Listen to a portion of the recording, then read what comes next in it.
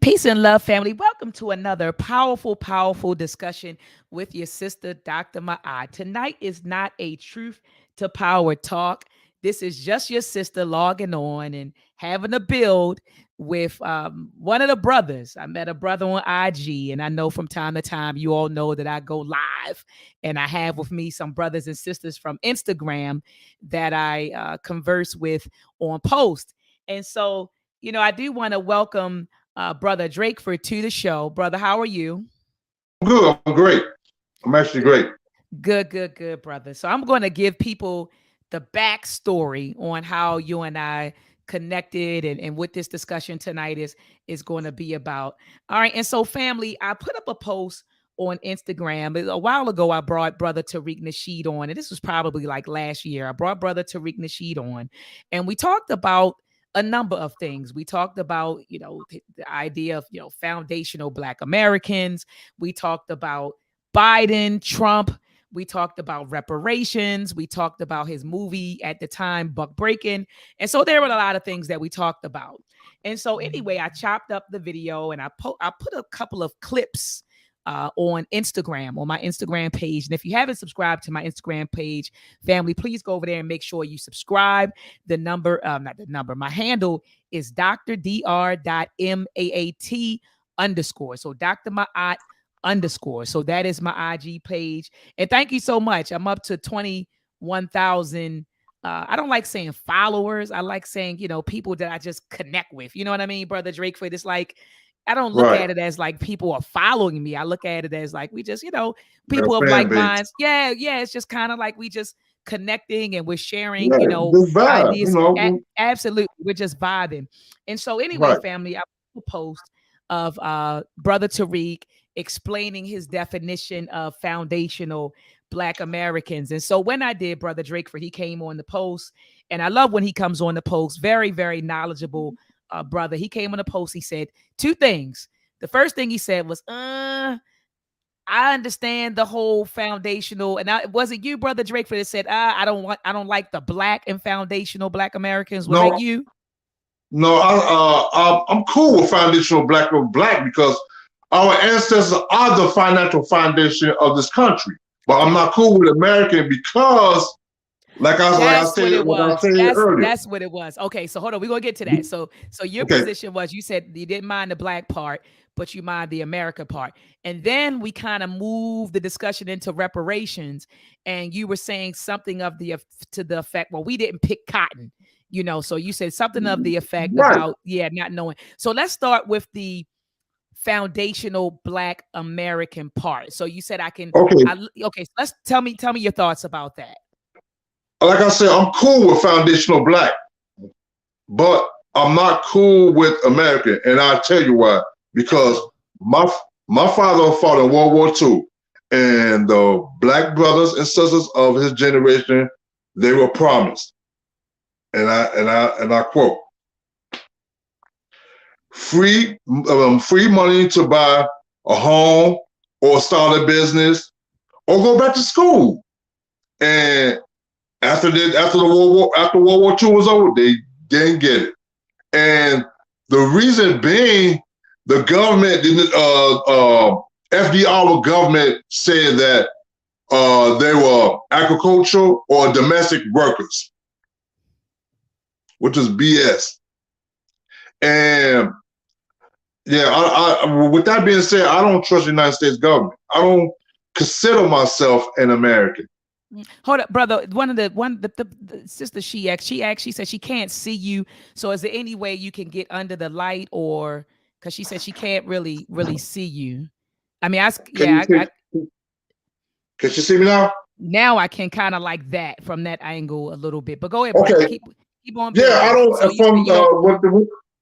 With that being said, I don't consider myself being an American because, like I said, not just my father, men and women of his generation, they were lied to by the United States government, Mhm. and that's why you talk to these white folks.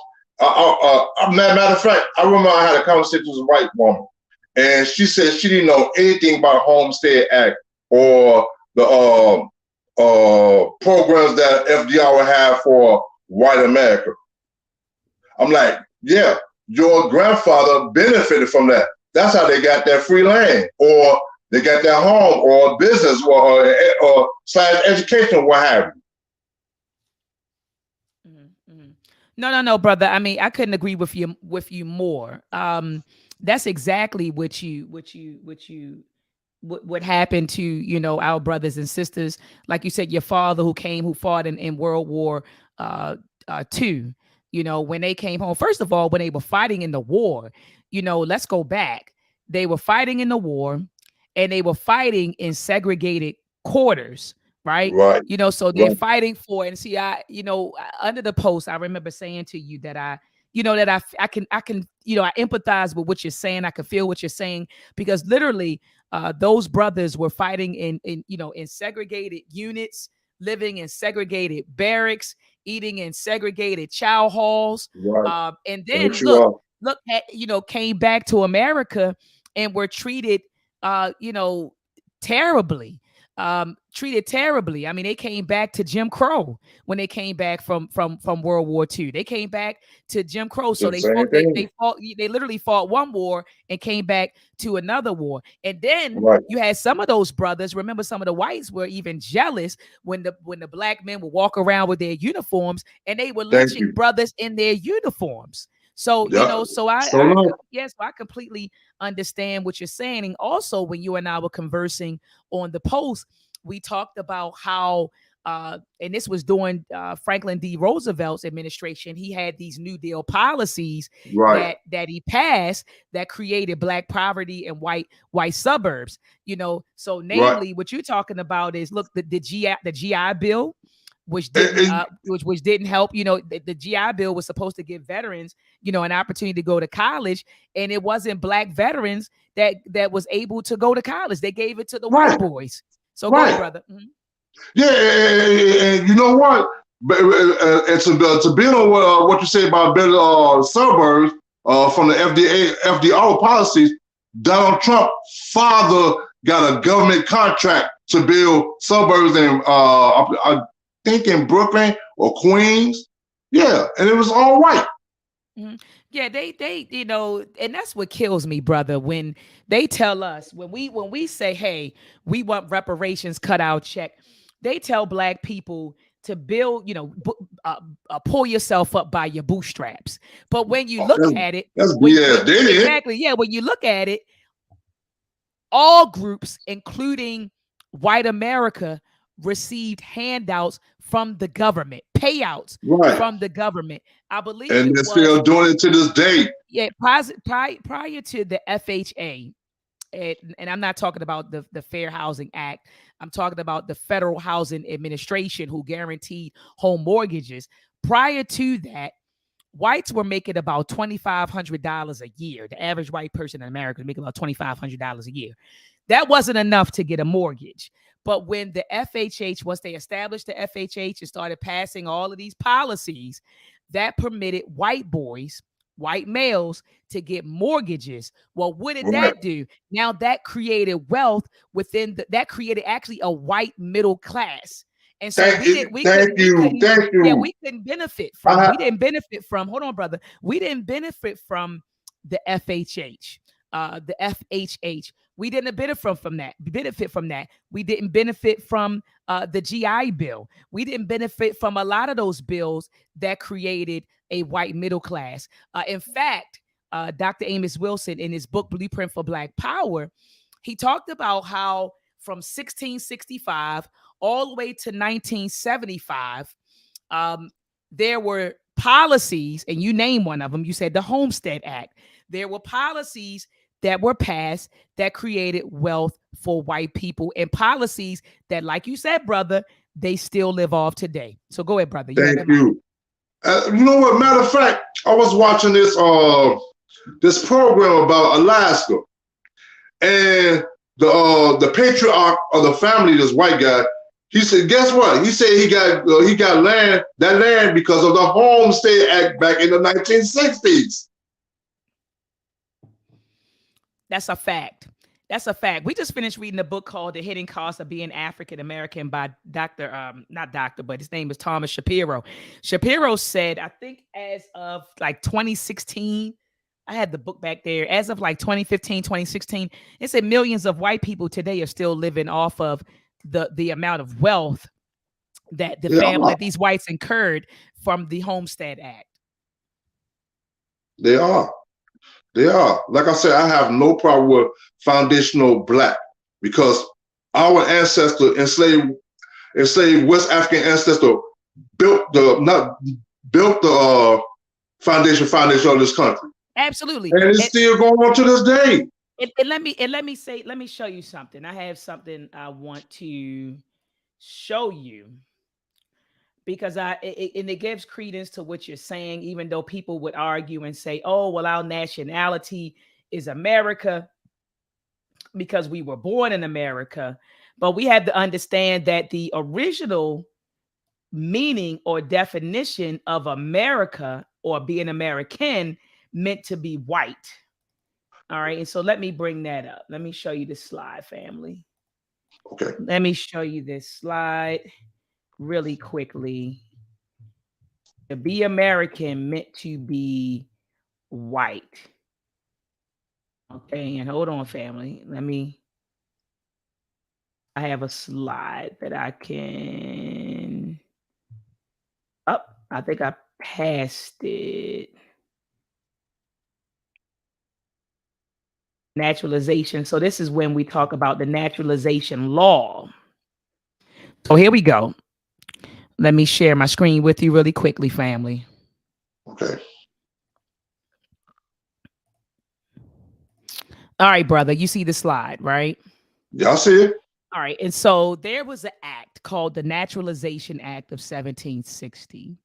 And it says naturalization law provides the process and guidelines by which one who is not born in the US can become a citizen. So it says Congress in 1970 determined that in order to become a naturalized citizen, one had to be white. But it was modified in 1870 to include those of African descent. And so for them to say, hey, you could be a US citizen, you had to be white in order to be a Right. US citizen. So whiteness and US citizenship went hand in hand, right? And so Right. later on in 1870, and I forgot which amendment it was, but then they included people of African descent, right? And say, okay, well, we'll make you're a U.S. citizen now too. But prior to 1870, remember, the only way you could become a U.S. citizen is by becoming white, and so that is the original definition of an American. To be an American meant to be white. And family, if you don't take my word for it, please read the book Birth of a White Nation by Dr. Jacqueline Badalora. This is she's actually a white woman who wrote this book. She's a lawyer, and she said it. Wow. She actually came on my show. She said, to be American means to be white. And so they're saying, that it was modified to include people of African descent in 1870. But she said at the end of the day, and I'm quoting her, she said, to be American means to be white, or what they consider white. And we all know that white is a human category that they made up. They literally made up this human category. Okay. So, brother, is there anything else you wanted to add? This country is a white ethno state. So you're right in saying that this country is white. It's a white ethno state, and like I said, I have no problem with foundational black. I just have a problem. I just have a problem with American because we were never meant to be Americans. Our ancestors were brought here to work the land for free. That's why we're asking for reparation on their behalf. No, absolutely. Absolutely. And so it's so okay, so you have an issue with using the word American. And like I said, I can understand that, but some people would argue that look, you were born on this land that's called American, so we can't deny that that is technically our nationality, right? It's the country in It's which just we a were born. nationality.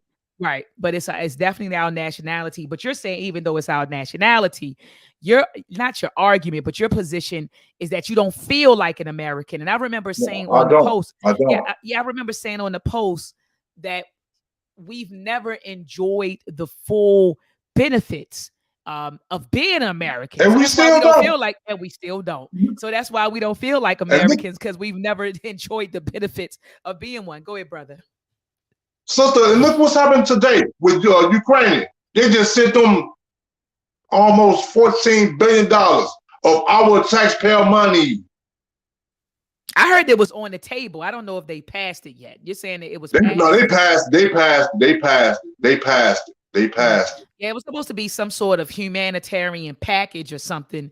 They were supposed to send about $14 billion. But you're right. They find money for everything, but they can't Right. pay, they can't spend, they can't find money for reparations. They found money for COVID, the stimulus, they found money for Ukraine, and it was some Right. other things that they found money for. I'm trying to think what else. The Asian bill, Yep, the Asians, they've given them money. They find money for everything. Afghanistan. As a matter of fact, Afghanistan, they're chilling on the north side of Chicago, Roger Park neighborhood, and some of them are living in condos. Ah, that's what it was. You're right. Those Afghanistan refugees. I knew it was Right. something else they found money for. Right. Exactly. So with that being said, well, I'll say since the 1700s, they've been just throwing away our reparation money.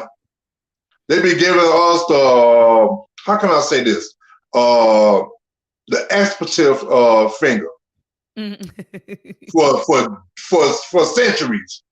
Yeah, they For have. centuries. No, they actually have. And let's move into reparations because that was something you mentioned also on the post. You said you were kind of, and you may be, because I know I talked to a lot of people on the post, but were you one of the people who said, I didn't pick cotton? And so you What were I mean feeling by some type that, of way. Mhm. what I mean by that, majority of the people talking about reparations, they talk about they only. My thing is they only because some people are only concerned about reparations because their ancestors. Excuse me, because it's a check involved. Otherwise, that they don't care about their ancestors. My thing Mhm. is respect your ancestors. That's my thing. Ah, And okay. don't use them as a vehicle to get paid, to get a bag. Okay. That's So what I'm saying. that's what you were saying. Okay, so you were saying that because when you said, well, you said something to the effect, we didn't pick cotton, and I said, wait a We minute, is did. this We brother? did. No, we didn't. But I was when you The made the descendants did. statement, right? When you were made the statement, I was wondering. I said, okay, so is this brother saying that we're not owed reparations because we weren't physically on the plantation picking cotton? And so when you said that, that's what I assumed you were saying, but just not your position. No, no. I understand. I understand where you're coming from. I had to explain myself. I have to better articulate myself. Okay. You Okay. know, yeah, we're old because we're descendants of those enslaved West African ancestors that did do all the picking of the cotton and building railroads and things of that nature, and building clothing companies like Brooks Brothers.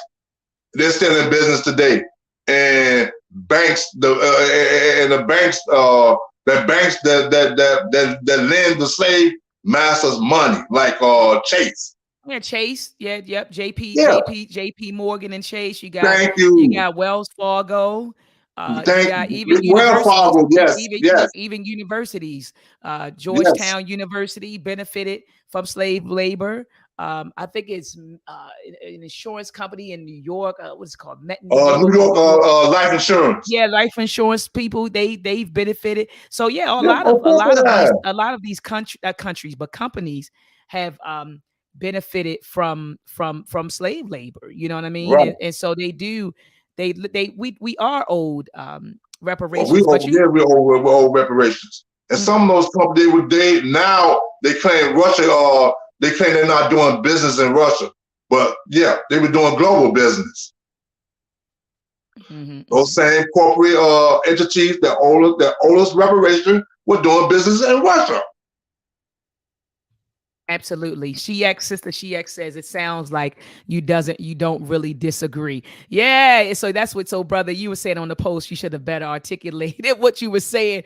Cause Right. I should have I thought articulated you myself better. cause I thought you were saying that, hey, we didn't pick cotton, we don't deserve it. So I was like, all right, wait a No, minute. oh, no, I'm not. No, Let's I was not. I was not. I would not say that in a trillion years. Oh, okay, I okay, would not okay. say that in a trillion years because we deserve it. We deserve Absolutely. reparations. Absolutely. And then, brother, when I was studying our history, are you familiar with the Freedmen's Bank that was Yes, I am. established?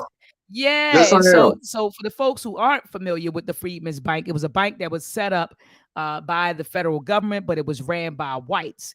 And they claimed that they set up this particular bank to help Black people become homeowners, right? To help, not homeowners, to acquire land, to become landowners. And Yeah. so what they end up doing, the white folks, they were stealing so much money, brother. You know, it was millions of dollars. I think they said it was about millions of dollars in the bank, and they were taking the money.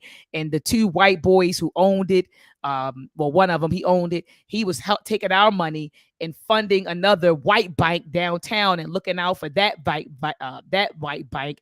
And then eventually they turned it over to Frederick Douglass. They made Frederick Douglass the president of the bank when the bank was failing.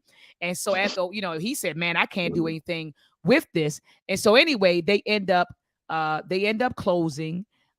They said when they did close, it was $3 million back then. We're talking about the 1800s. It was $3 million back then that was inaccessible to about 61,000 depositors. So can you imagine? So 60,000 Black people, brothers and sisters, who had our money sitting in the bank. We lost everything. So we need reparations for that. We didn't ask for a bank, but hell, that's the bank that the federal government set up. And then there were other banks that failed throughout the years where Black people, literally, the bank would close, we couldn't get our money back. And this was before the bank was FDIC, federally insured, before Right. FDIC. And so we need reparations from that. So it's not even just, slavery. Slavery, yes, we definitely should, there definitely should be some redress for that. But then think about the things that happened post-slavery, with the closing of banks, where millions of dollars were just gone, from the Black community. Let's talk about how the different policies were created that prevented us from acquiring land. Policies prevented us from working certain jobs, right? We couldn't work above menial jobs. We couldn't go to college. Remember, I said the GI Bill helped white veterans go to college. We couldn't get that. Couldn't Right. get homes. Couldn't acquire homes. Couldn't live Right. in certain neighborhoods. Not to mention when we talk about sharecropping, the sharecropping system, convict leasing. I'm sitting here thinking about I don't want to call them loan sharks, but remember that when we could get when we thought we were buying houses from people, we were really buying houses through whites, because remember, the mortgage companies would not give money to Black people. So Right. these whites were acting like middlemen between us and the mortgage company. And so we would be paying them, I think they were called contract lenders. So we would be paying them to buy this house. And of course, when we were buying the house, we were buying the house at maybe twice the amount that the house was worth. But then sometimes if we defaulted on one payment, they just canceled our contract and took all of our money. So, you have things like that. And so, brother, it was a lot of stuff. Not to mention, I can go on and talk about, the communities that the whites burned down. So, we had, I call them self-sufficient communities like Tulsa, like Durham, North Carolina, like Wilmington, North Carolina, and other places that whites burned down. Or even, in Durham, it was a place called Haiti where they built the damn highway that destroyed the place that we call Haiti, which was like a thriving Black community. So we're Right. owed reparations for that. We're owed reparations for so much, brother. But I know that I've been talking. I'm gonna go ahead and pass the mic to you, brother. The Freedmen Bank. I was watching this documentary about the oligarchs of Ukraine/Russia, and the Freedmen Bank kind of remind me that hustle kind of remind me of that, because that was a big scam. They were just laundering money, man, and that's what they were doing with Freedmen Bank, laundering money. That's all they were doing. saying they were Absolutely. helping the people, which were our enslaved West African ancestors, but they weren't doing that. They were helping themselves. It was a big smorgasbord, financial smorgasbord, if you will. Absolutely. On that YouTube video that you were watching, brother, did they talk to you or did they share with you how they convinced our ancestors to put our money in those banks? This if I'm correct in saying so. They were basically saying that they were they will have more money.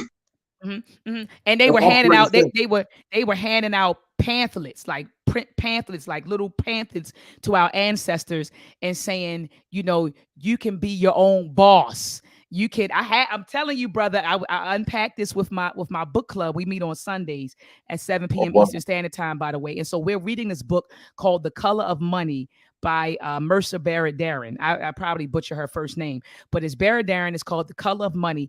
And so in there, she talks about how literally, in order for the federal government to coerce us into putting our money into the Freedmen's Bank, and shout out to Sister Pender, Marcia Pender. She said that she was just teaching her students about this, and so Marciana helped me out. It was pamphlets that they were literally handing out saying things like, you know, you can be your own master. That's what it was. You could be your own master. You could own land. You could just put your money in the bank. Keep on putting your money in the bank, and you could be your own master. You can own your own land. You can create wealth. And so our ancestors were like, whoa. And then they said, that they will put like it was the flag on the pamphlet, so the red, white, and blue, and so it would be that. I think they said it was President Lincoln's, his image was on the brochure, and so our ancestors are looking at this brochure, thinking, "Oh man, I can put my money in here and buy my own land eventually.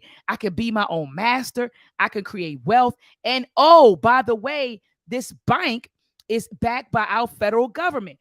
I'm looking at a brochure with the name, with the flag, the red, white, and blue flag. Abraham Lincoln's image is on here. So our ancestors actually thought like the federal government was backing this bank.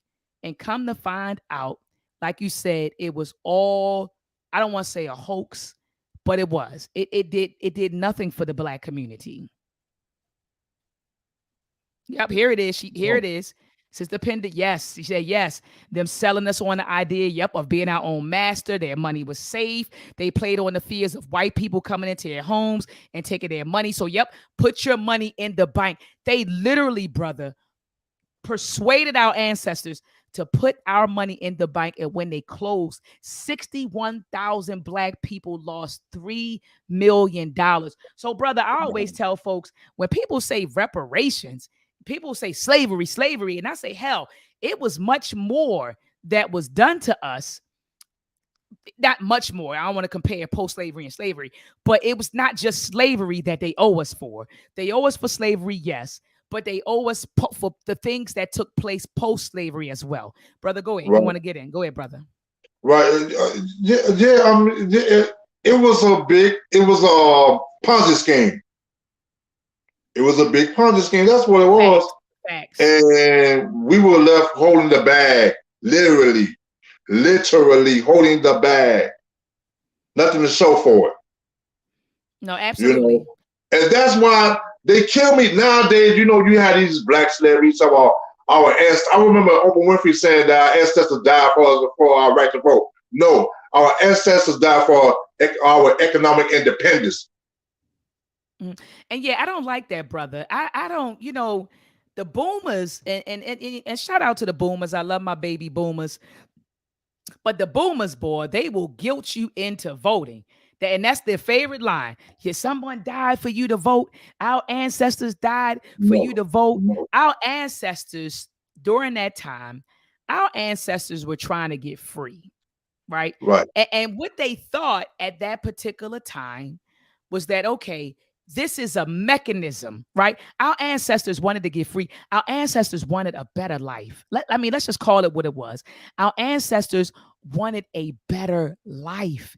And so at that particular time, our ancestors, they did believe that, okay, well, if we get involved in the political process, right, then maybe we can maybe we can shape, our lives, our communities for the better. And so in their minds, they're thinking this is a mechanism that we can utilize in order to create a better life for ourselves. It wasn't right, really about um, the vote, the vote, the vote. It was about, I need a better life. And I think so, just like with integration, remember our ancestors were pushing for integration at one point, because what they thought, they at that particular time, they thought, okay, let me go ahead and let's integrate. Maybe this will make our lives better. And then Martin Luther King, before he passed, said, wait a minute, I think I'm integrating my people into a burning house. Maybe we need to be building our own thing. But right, so I don't judge any of our ancestors, because they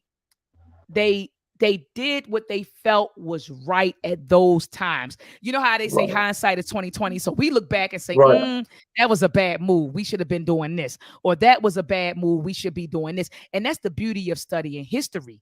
We should be studying history as a tool to empower ourselves. Let's look at what happened. Let's look at and shout out. I'm thinking about right now, Chancellor Williams, the destruction of the Black civilization right now. We got to study these things. We have to study these things so we can identify what worked and what didn't work, and apply what Dr. Karinga would call kawaida, right? Which is the synthesis of all of the best of what our ancestors did, and use that and build on that. You get what I'm saying? And so right. going back to what you were saying, brother, the boomers, they will guilt you into voting. They'll tell you that you need to vote for the lesser of two evils. And I said, well, wait a minute. If I'm voting for the Mm, lesser of two evils, I'm still mm, voting for I'm still voting for evil, right? right, Come on. right, Come right. on. Listen to you voting for evil. I'd rather vote for no one. Come on. You I know, didn't vote for anyone. matter of fact, I remember this like this conversation was like in. I used to do street promotion for this sister. Her name is Jada Russell. She died in 2019, breast cancer. Rest in Mm-hmm. peace. And we had a conversation about political parties. And I told her we need to start our own black political party. And she wanted to cling on to the Democrats. And I'm like, okay, I'm not going to argue with her because she's good people. We agree to disagree. Now, find out for, I think like, because she was also the publicist for Emmett Till family in 2016. They had a commemoration weekend for Emmett Till at the University of Chicago at the David Regan Logan Center. And I was there. I was there. I was there. They were trying to get that bill that just passed. And they were trying to get it to go through the Senate. No, excuse me, the House. It recently passed, and it was like you darkies got what y'all wanted. Let's talk about the main feature, which is Ukraine. Mm-hmm. I'm like, they're still doing. I'm like, they're still doing it to us. They act like it was, and one. I think I was looking at a news show, and they were asking why it took so long. And I'm saying to myself, they shouldn't be asking this. Why that bill took so long? But it was at the same time, it was like it was here and gone. And let's get back to the main feature, which is Ukraine. The bill passed, the Emmett Till bill, anti-lynching bill did pass. Yeah, it did pass. Go ahead, brother. And she was, like I said, Jada Russell, she was the Emmett Till family publicist. Matter of fact, his cousin, she's dead too. Rest in peace. But yeah, it's like they don't really talk about it, man. They didn't talk about it. They don't talk about it, man. They don't. It's Yeah, Ukraine. It's the mainstream white news organization are a big publicity machine for Ukraine. That's why they got that $14 billion. and that's a fact. And I want to go back to Ukraine and Shout out to brother Kevin. He said, no other race has been sabotaged and still under attack like Black Americans. Facts. He said other groups get millions and billions while blacks get sabotaged and expected to be as wealthy as other races. That's a fact. And just to speak to what brother Kevin just said, we're fighting a battle as at HBCUs. Yeah. Oh yeah. For years, HBCUs have been expected to provide quality education, and by quality I'm saying at the level of a PWI, right, Right. with state of the art facilities, state of the art facilities and resources, and our professors are expected to publish, and to bring in money into the university and to build research centers with less resources than PWIs, right? Right. And so it's always like brother Kevin says, we get sabotaged because the state doesn't give HBCUs as much money. They just recently started kicking out the money, but they weren't giving us, and they still don't give us as much money as they give the white schools. Okay, they Right. don't invest in us. And I'm talking about, when I say us, I'm talking about HBCUs, the way they invest in PWIs, predominantly white institutions. They don't, but they still expect us to compete. It's like, brother, it's like taking a person, right? A healthy person, and then putting them in a race with somebody, and you take that somebody, you chop their leg off, and you expect them to run as fast as the other person, right? Who's healthy and has both of their legs. And that's literally what they expect HBCUs to do. We don't have all of the resources that PWIs have. A lot of PWIs, they have state of the art facilities. They have a lot of those professors are given the departments assign TAs to those professors, and so they're not burdened with they're not bogged down with grading. A lot of those professors don't even have a full load of courses that they teach, so they have a lot of time that they can dedicate to conducting research and publishing papers and writing grants and proposals to bring more money into the schools. At HBCUs, a lot of the professors, including myself, we're bogged down with teaching, 3 and 4 classes. A lot of us, we don't have TAs. So we're teaching classes. So we're dealing with almost 100 students per week. And then on top of dealing with students, 100 students per week, we're conducting research. On top of conducting research, we're writing papers. On top of writing papers, on top of writing publications, we're writing proposals and grants to get more money in to conduct research, to hire graduates. It's so much. But so my point, I know I was a little bit long with it, but my point is that we are still are expected to operate like a professor at a PWI who has all of these resources. We're expected to compete, and so brother Kevin, that comment, brother, hit a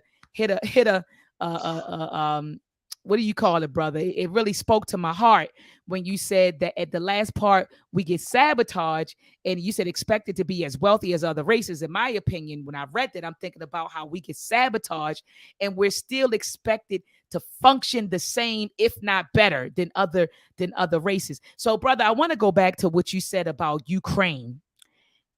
Okay. You know what kills me? You had black folks when they started showing the people of Ukraine getting bombed and all that stuff, and you had black people crying on the internet. You had I didn't churches see that. holding. Oh, I saw it. Black people were crying on the internet. You had churches holding vigils, for the people of Ukraine. I mean, black folks. And I said, and then I'm just sitting back, brother. I like to sit back and watch. So when I started hearing about what was happening in Ukraine, I just sat back and I just watched. I said, okay, now I'm wondering how this is going to impact us over here.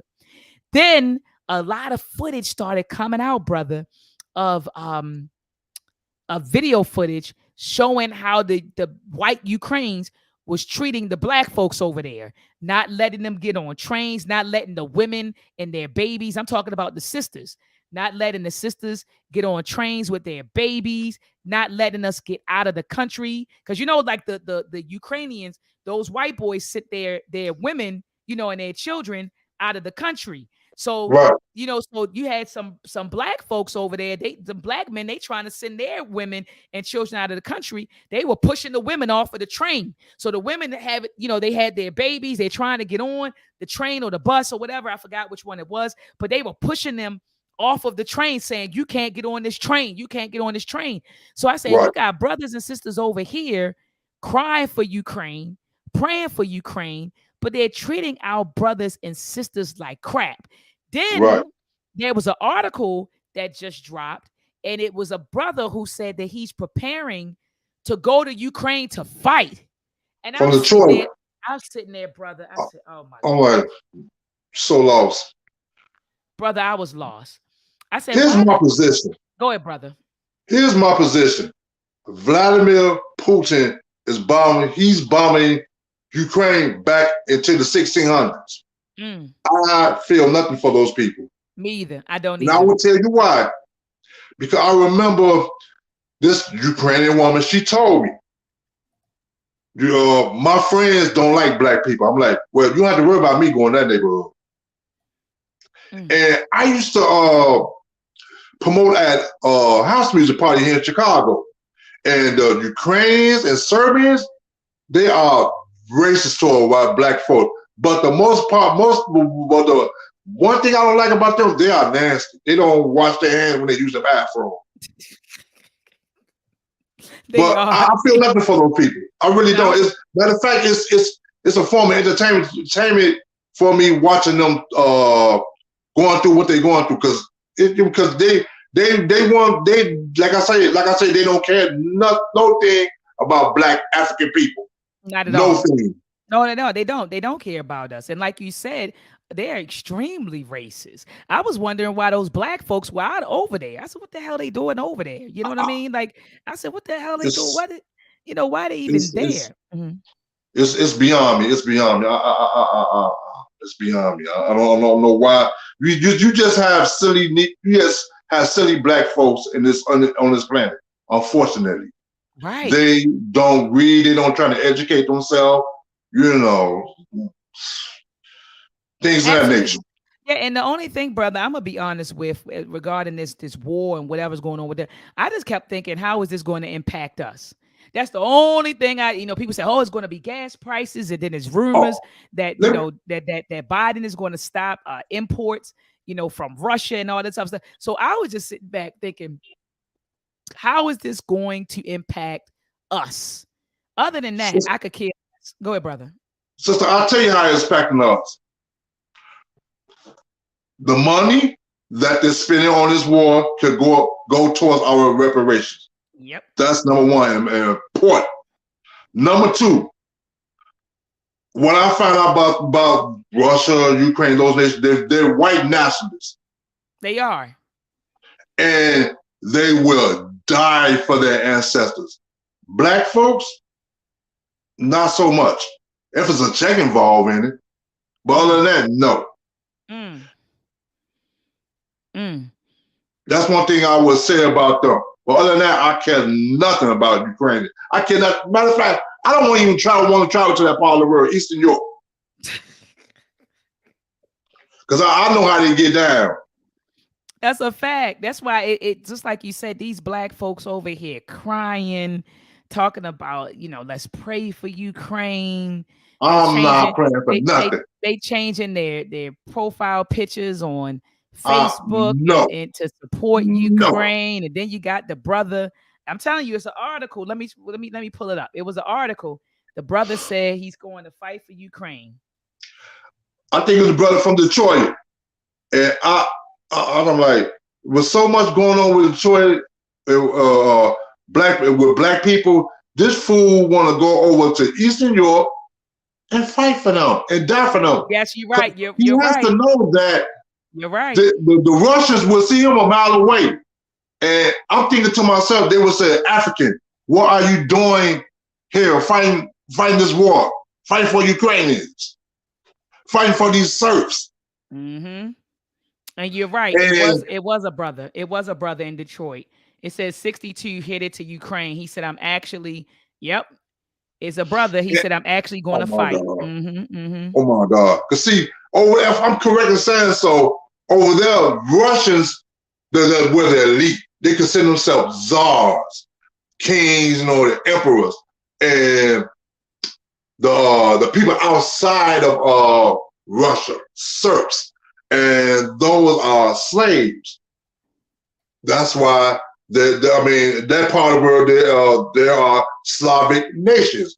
Slav means slave. And a lot of black people don't get this through their head.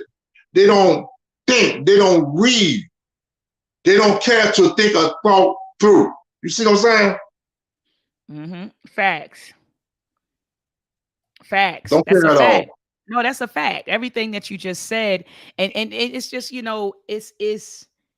it's sad, brother. Like you said, is don't read and don't think.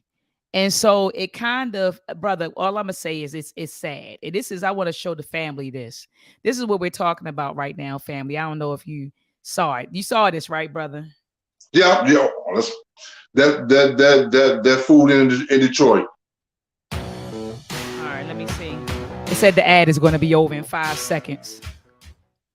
A 62-year-old Detroit man is preparing to travel to Ukraine to fight. Victor Williams spoke to him today. Victor, does he have ties then to Ukraine? Yes, he does have some ties, but he wants everyone to know that he is not a warmonger. He's just going to help the people that really need it right now.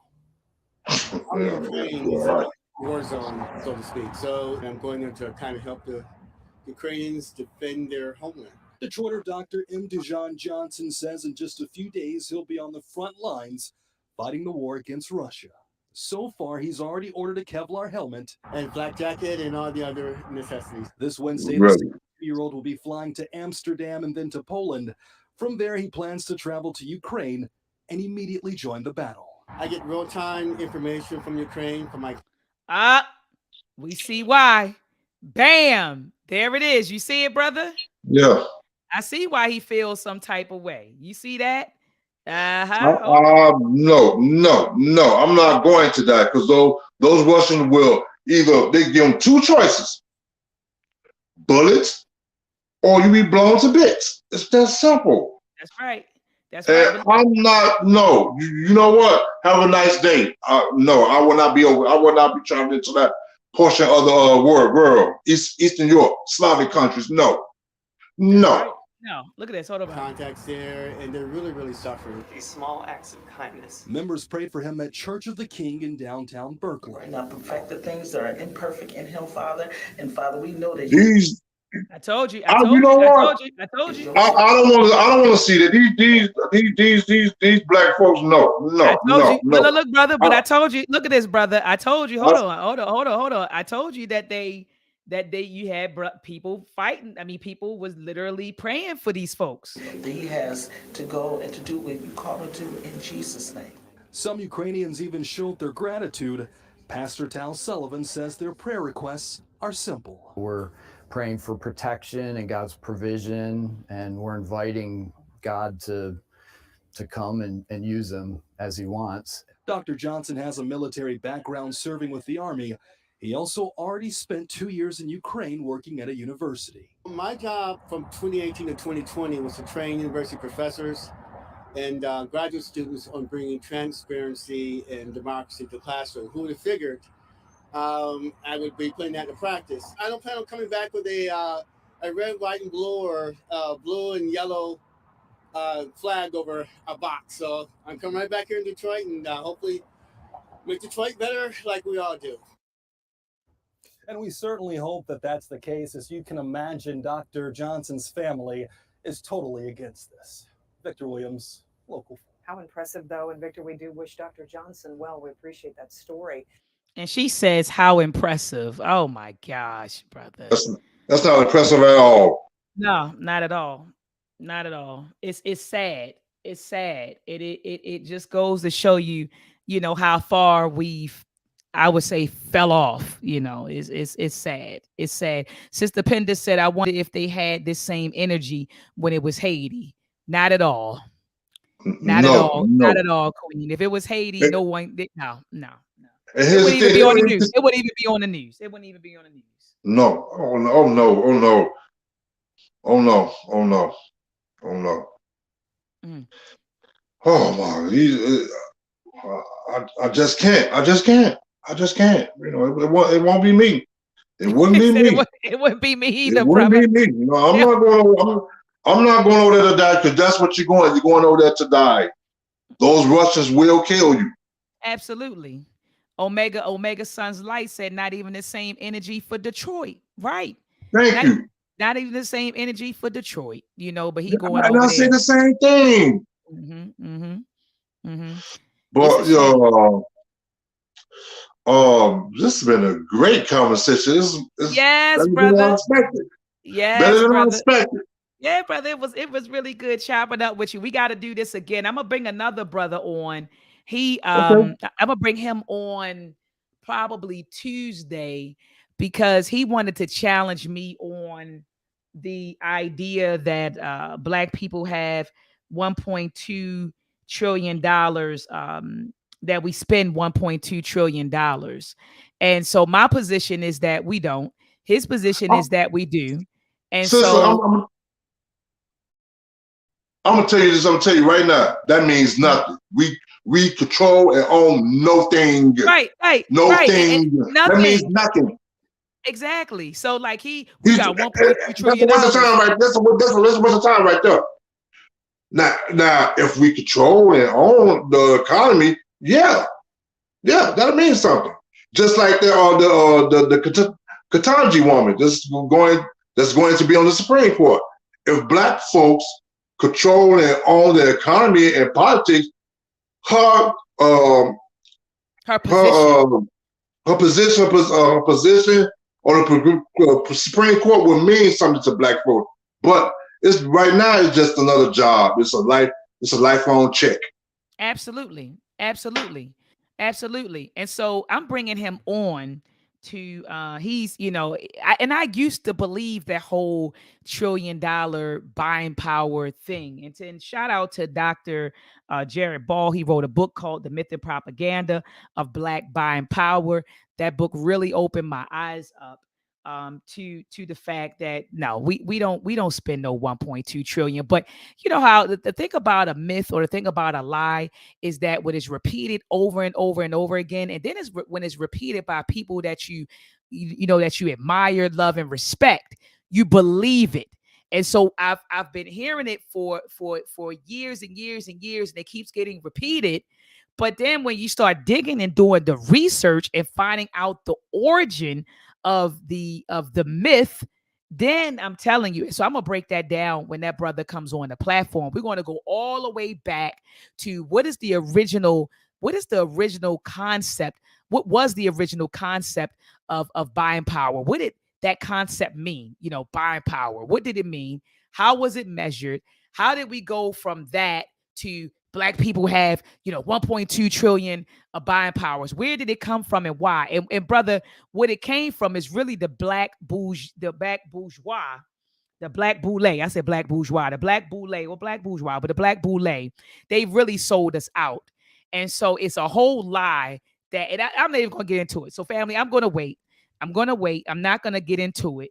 But I am going to bring a brother on this Okay. Tuesday at 7 so that we can unpack that. But I agree 100% with you that means nothing if you don't own and control anything.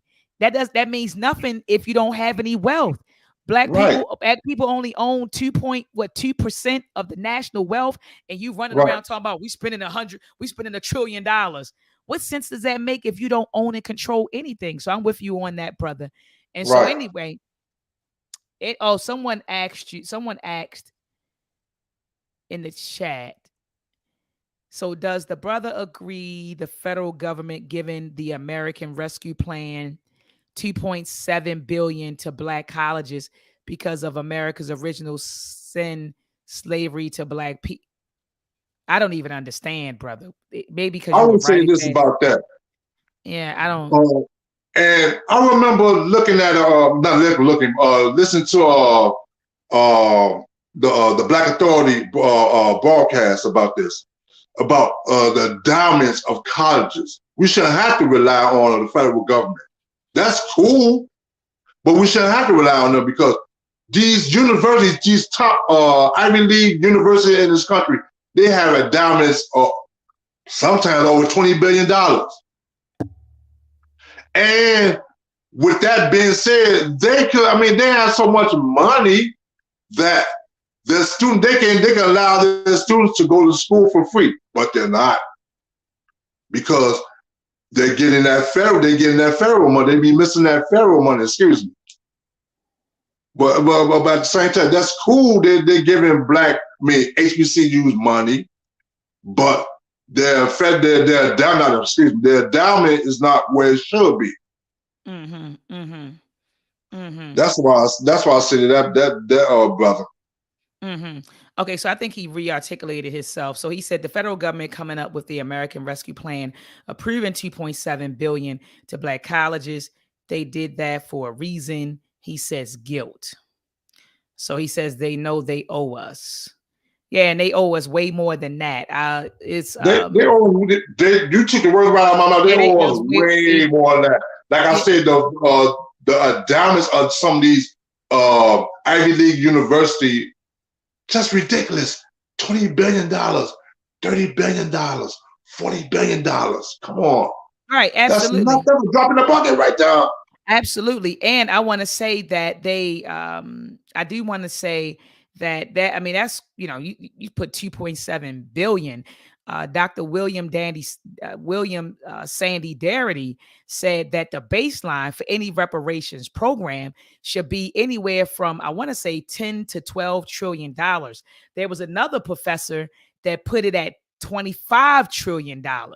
So $2.7 billion is like is it a needle in a haystack in a sense? Yes, that's exactly what it is, a needle in a haystack.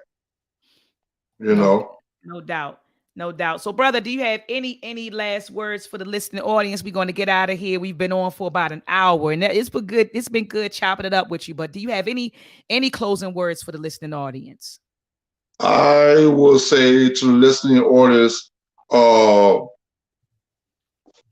pay attention to what's going on in the world. Look at these news shows. Even if it's white media, still look at. You can learn from it. Look at these documentaries. Excuse me. Educate yourself. That's why I would say educate yourself by any means necessary. Educate yourself by any means necessary. On that note, family, we out. I will be back live possibly tomorrow to discuss chapter 6 of The Color of Money. Some personal things are going on. So, personal things I got to take care of. So I may be live, I may not be, but I will. If I'm not live tomorrow, I'll definitely be live on Tuesday at 7 p.m. Eastern Standard Time. So if I don't talk to you tomorrow, I talk to you Tuesday. Peace and Black power.